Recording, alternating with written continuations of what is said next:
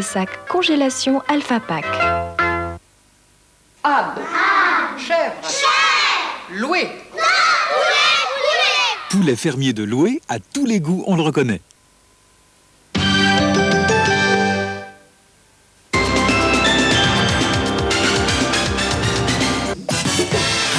Sensuelle et provocante, la une super sexy. Des striptease et des jeux à rougir de plaisir. Fantasme à fleur de peau et clin d'œil de velours. Starlet paradisiaque, recette aphrodisiaque. Ce que je voudrais, c'est qu'il tombe fou d'amour pour moi.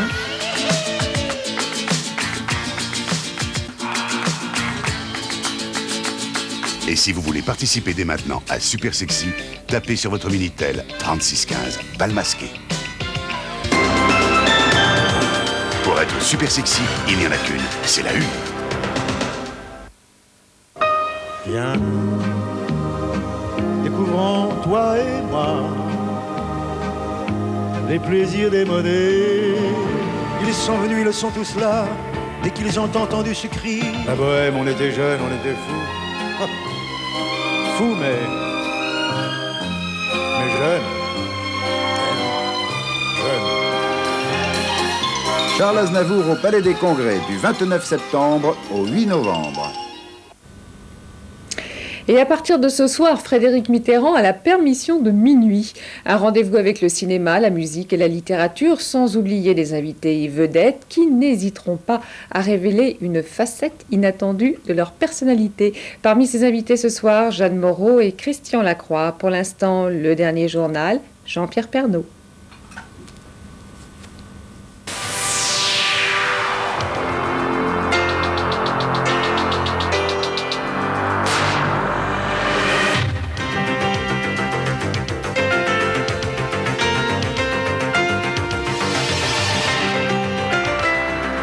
Budget 88, c'est pour cette semaine. Chiffre quasi définitif, il y aura 32 milliards d'allègements d'impôts. Amour et compassion pour les victimes du sida. Pour la première fois, Jean-Paul II évoque la maladie du siècle. Strasbourg n'est pas négociable. Jacques Chirac soutient sans réserve la capitale de l'Europe. L'événement de demain, 19e tir d'Ariane. Après 16 mois de panne, la fusée européenne n'a pas droit à l'erreur.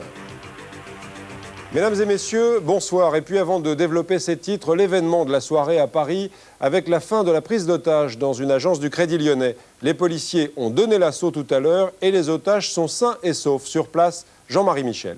J'agis par idéal. Voilà ce qu'a déclaré Messad Sidamed, un homme d'origine algérienne apparemment déséquilibré. Il réclamait 1 million de francs pour le distribuer aux gens et pouvoir rentrer dans son pays. Vers 15h30, il pénètre dans une agence du boulevard Sébastopol armé d'un revolver. Tous les clients et employés réussissent à s'enfuir, sauf 2 femmes, 2 otages. 5 heures plus tard, c'est l'assaut. Un policier est parvenu à pénétrer dans la banque. 3 coups de feu, il tire sur le malfaiteur et le blesse grièvement à l'aine et aux jambes.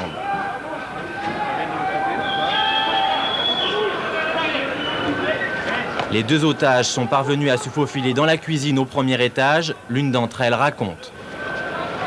Et on se trouvait vers une porte qui menait vers la cuisine. Et ma collègue a eu le réflexe de me dire, écoute, à 3, on pousse la porte et on se sauve. On savait, si vous voulez, que les portes étaient ouvertes en haut, puisqu'on avait essayé de faire un essai. Et on avait prétexté de vouloir un café, seulement ils ne voulaient pas nous faire partir. Ils ne voulaient pas qu'on parte toutes les 2 d'un coup. Et ma collègue était partie pour faire un café. Et c'est là qu'en redescendant, elle m'a dit, tu sais, là-haut, tout est ouvert et il y a de la police.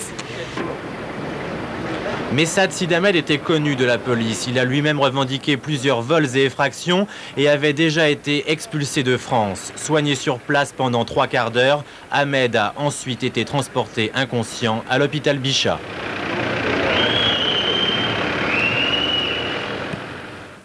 Les ministres des Affaires étrangères des 12 ont réaffirmé leur volonté de parvenir à l'application de l'acte unique européen en 1992. Ils étaient réunis à Bruxelles. Hier, c'est au Danemark que les ministres européens des Finances, eux, avaient évoqué le problème du serpent monétaire. Et pendant ce temps-là, à Madrid, ce sont les ministres de la Recherche d'Europe qui discutent du projet Eureka. Bref, depuis quelques jours, on parle beaucoup de l'Europe. Et cette Europe était encore à la une de l'actualité ce soir. Jacques Chirac a apporté son soutien sans réserve au rôle européen de Strasbourg. Pour le chef du gouvernement, il n'est pas question de changer la capitale de l'Europe. Strasbourg n'est pas négociable. Sur place, Bernard Volcker. Mobilisation ce soir à Strasbourg pour défendre la vocation européenne de la ville. Jacques Chirac, Simone Veil, Alain Poher ont assisté à la première assemblée générale de l'association créée par des personnalités de Strasbourg qui veulent s'opposer aux manœuvres belges pour attirer le Parlement européen à Bruxelles. Nombreux sont en effet les parlementaires qui estiment qu'il serait plus pratique que l'Assemblée siège à Bruxelles où se trouve son principal interlocuteur qui est la Commission du marché commun. Mais ce soir, Strasbourg a dit non à Bruxelles.